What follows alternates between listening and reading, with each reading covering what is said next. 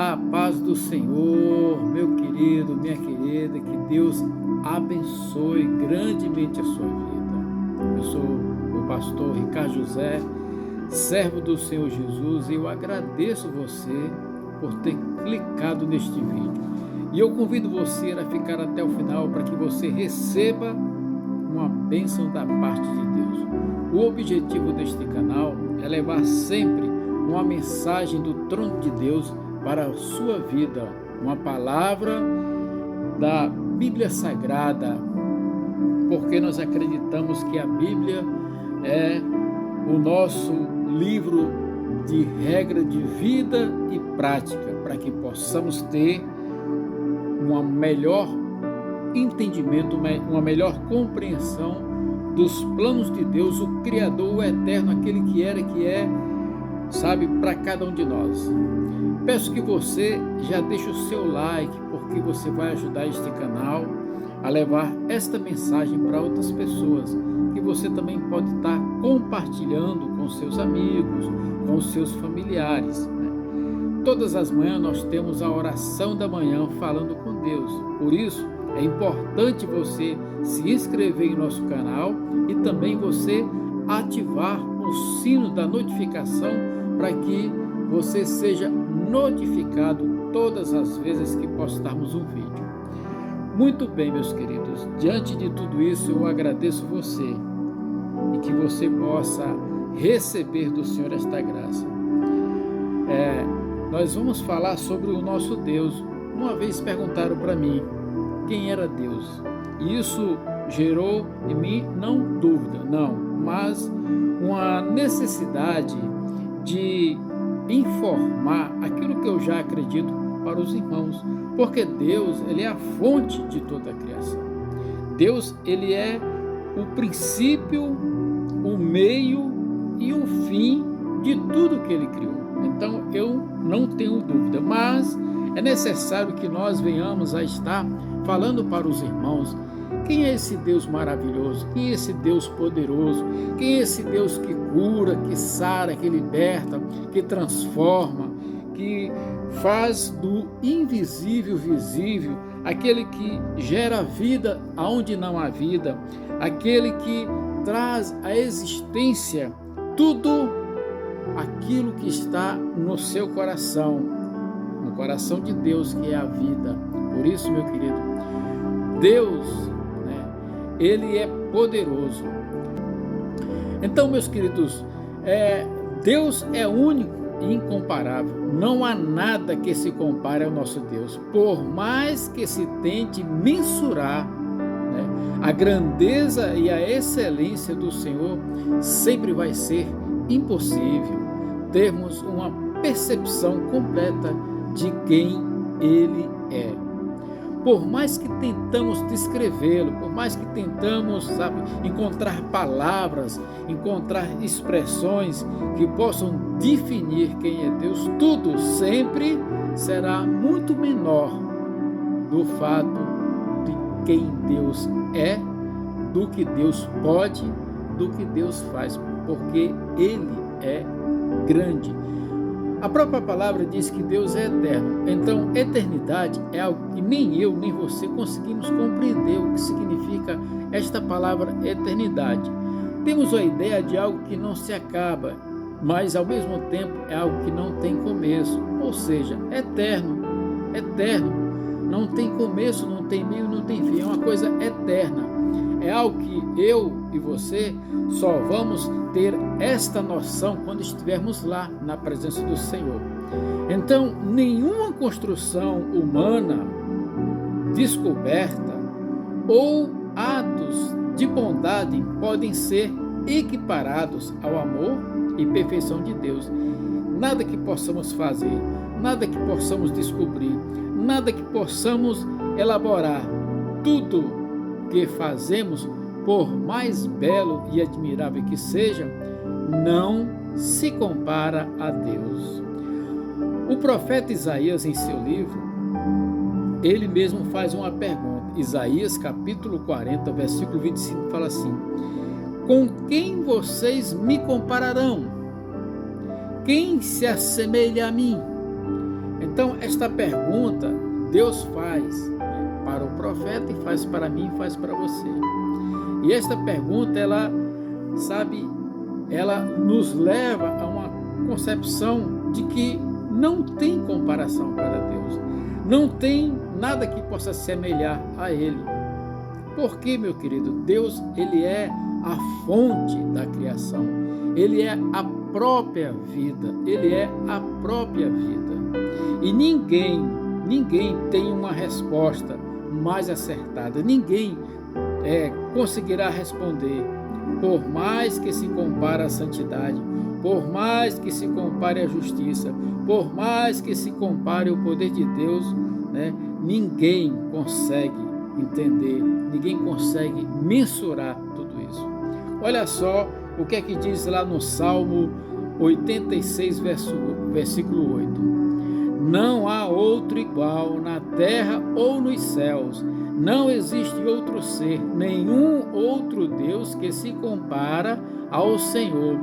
Mesmo havendo atributos comunicáveis à criatura ou imitação baratas de ídolo e falsos deuses. Ele é o grande Eu Sou, o Criador Supremo.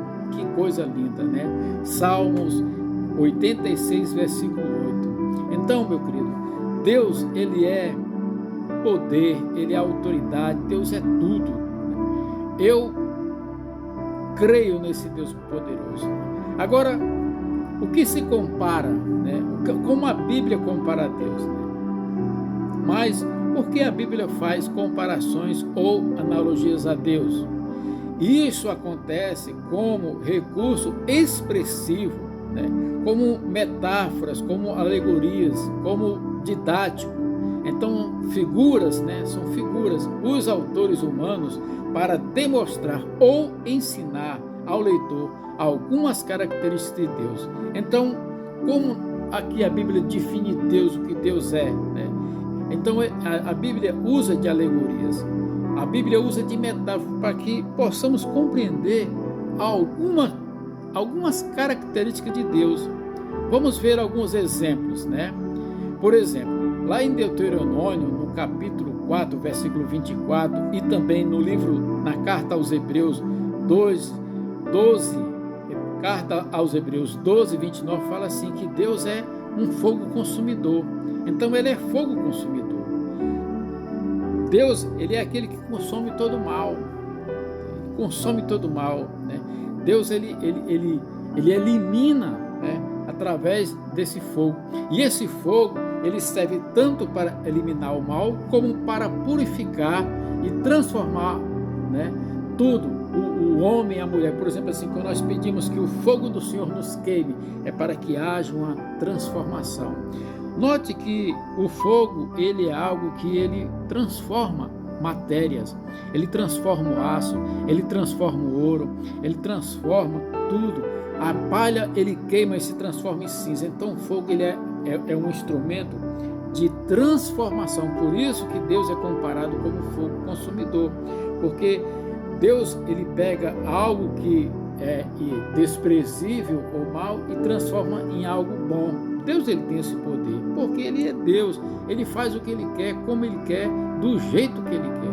Nós, como criaturas, devemos olhar para ele e esperar sempre o melhor dele quando buscamos ele, quando nos prostramos diante dele. É como ele fala, se o meu povo, que se chama pelo meu nome. Quem é esse povo?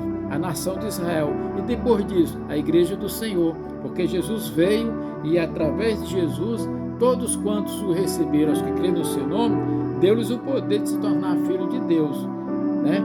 Então, outra coisa que nós podemos encontrar no livro de Mateus, no capítulo 23, versículo 37, e também no Evangelho de Lucas, capítulo 13, 34, é que Jesus diz que ele é como uma galinha que ajunta os seus pintinhos. Então, Deus, ele quer, ajuntar os seus filhos, colocar os seus filhos ali, aqueles que estão na presença dele, debaixo da sua proteção. O Salmo 91 diz que bem-aventurado aquele que se esconde na sombra do Onipotente, ou seja, aquele que se esconde debaixo das asas de Deus. É assim, Deus, ele é poderoso. Então, essas figuras de linguagem é para mostrar como Deus quer fazer algo maravilhoso, né? O Salmo 9, versículo 9, o Salmo 46, versículo 11, o Salmo 94, 22 e assim, entre outros referências que nós podemos citar, fala que Deus é a nossa torre forte, fala que Deus é o nosso refúgio. O que é a torre forte? Meu querido, naquela época, quando se tinha torre, fortificações, ali as muralhas eram grandes, as torres eram bem protegidas. Então, quando as pessoas estavam em perigo, corriam para onde? Para a torre, para o refúgio. Então, Deus é o nosso refúgio, Deus é a nossa fortaleza. Hoje, se o salmista fosse escrever, ele poderia falar sobre bunkers, aquelas casas de proteção de mísseis antiaéreos ou de alguma coisa. Então, é isso. Se o salmista fosse escrever hoje, ele falava isso. Então, por isso, Deus ele é como um castelo, uma fortaleza que nos protege e onde nós podemos nos refugiar, né? 2 Samuel, capítulo 22, 3, nos Salmos 62, 6 e também Salmos 61, 3, fala que Jesus Cristo, ou seja, o nosso Deus é rocha. Então, você veja que Jesus também compara o homem que edifica a sua vida sobre a rocha ou sobre a areia. Então, quando ele fala da rocha, está falando da segurança, está falando de que se você estiver com seus pés firmados na rocha, você estará seguro, porque se você edifica a sua casa na areia, vai desmoronar, mas na rocha, como ele disse que ele é rocha, você vai estar seguro, porque você vai estar onde? Na torre forte, no refúgio, vai estar debaixo das asas dele, ele vai consumir todo o mal e vai te trazer e fazer algo melhor, né? O Salmo 23 fala que ele é o bom pastor, João também fala que ele é o bom pastor, 1 Pedro fala que ele é o pastor, e o pastor aqui, por que Deus fala de pastor? Porque na época que estava sendo pregado o evangelho, na época que estava sendo falado todas essas coisas, era o que acontecia hoje, né? Hoje ele seria um líder, alguém que estaria à frente, um presidente, alguma coisa, mas naquele tempo era o pastor. Por quê? Porque o pastor, ele cuidava das ovelhas, o pastor, ele zelava pelo rebanho. Então, meu querido, Deus é o nosso pastor, sabe? E também no Salmo 84 fala que ele é escudo, né?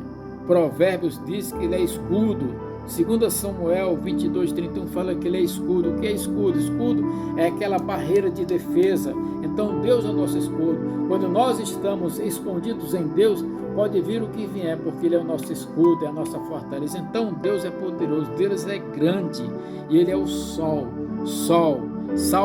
Salmos 84, 11 fala que ele é o sol, né?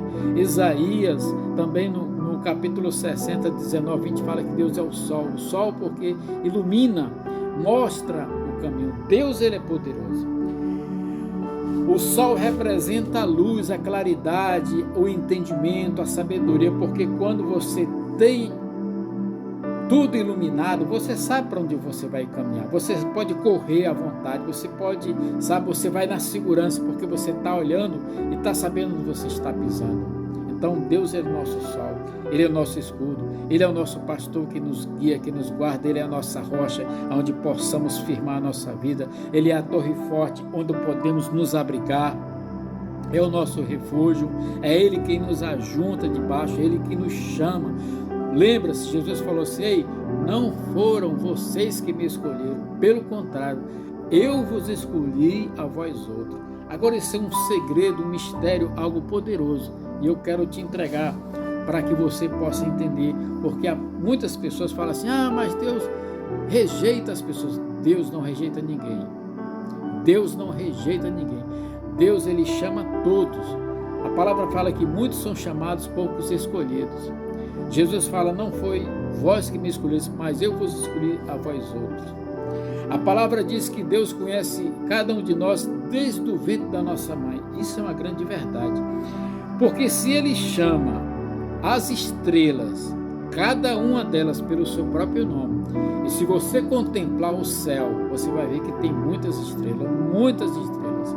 Você acredita que os cientistas não conseguiram ainda detectar todas as estrelas da galáxia? Não. Existem milhões e milhões e milhões e milhares e milhares. Existem outras galáxias. A Bíblia nos revela tudo isso. Ela não conta o número exato, mas ela fala que Deus conhece todas elas. Então, se Deus conhece a criação, quanto mais a mim e a você, que Ele criou, Ele disse assim: façamos o homem à nossa imagem e semelhança.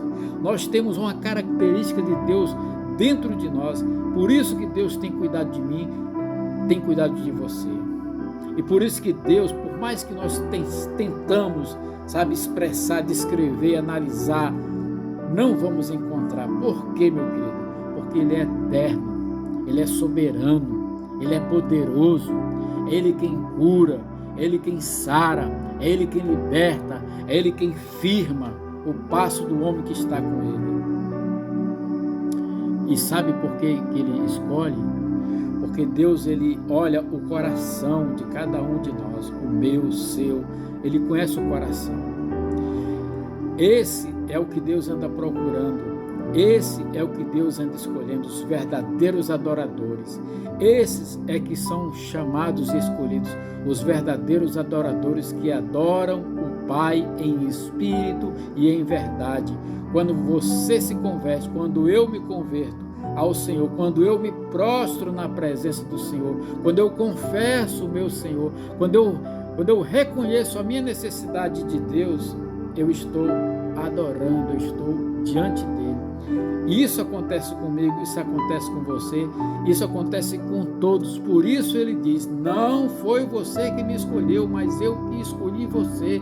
Meu querido, é Deus que está te escolhendo, é Deus que está te chamando, é Deus que está fazendo você se tornar uma nação santa, um povo eleito segundo a presciência de Deus, pelo sangue do Cordeiro. Está na hora da gente se voltar para Deus, a nação, a começar na minha vida, na sua vida, a buscar, se prostrar diante de Deus. Deus é soberano, Deus é poder, Ele quer salvar a minha vida, Ele quer salvar a tua vida da condenação eterna. Mas é necessário que eu me converta, é necessário que você se converta, é necessário que eu me prostre na presença dEle e diga: Senhor, eis-me aqui, porque Ele é fogo consumidor, Ele é a galinha, ou seja, Ele é aquele que ajunta cada um de nós debaixo das suas asas. Ele é torre forte, Ele é rocha, Ele é refúgio, Ele é o pastor que nos leva a pastos verdejantes. Por isso que muitos são chamados e poucos escolhidos, porque poucos se prostram na presença de Deus. Jesus te ama, Jesus te ama. Olha, meu querido, minha querida, Deus não engana ninguém, Deus não coloca engano na mente de ninguém. Ele quer mostrar a verdade. Jesus é o caminho, é a verdade e a vida. Ninguém vai chegar à salvação eterna se não for através de Jesus. Amém? Meu querido, eu quero te agradecer, que você seja muito abençoado em sua vida. Leia a palavra de Deus. Nós vamos continuar falando sobre Deus, nós vamos continuar pregando esta palavra, nós vamos continuar declarando que Jesus é o nosso Senhor e nosso Salvador. É Ele quem pode salvar a nossa vida, trazer para nós uma perspectiva de vida muito melhor do que nós temos nesse mundo, porque isso tudo aqui vai passar, vai acabar um dia. E para onde é que vai a nossa alma? Para onde é que vai o nosso espírito? O nosso espírito vai voltar para Deus. Mas se você quer estar na glória com Ele, converta a sua alma, converta-se ao Senhor, para que Ele possa mostrar a verdade para você.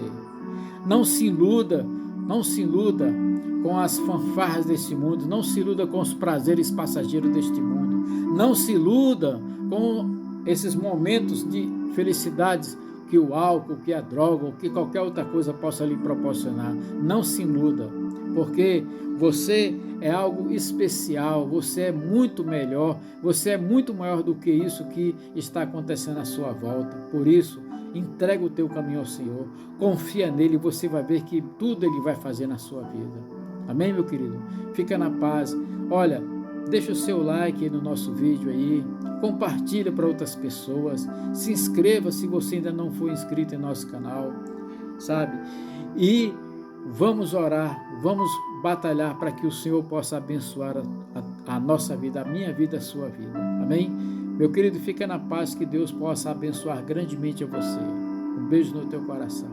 Jesus te ama. Tchau, tchau.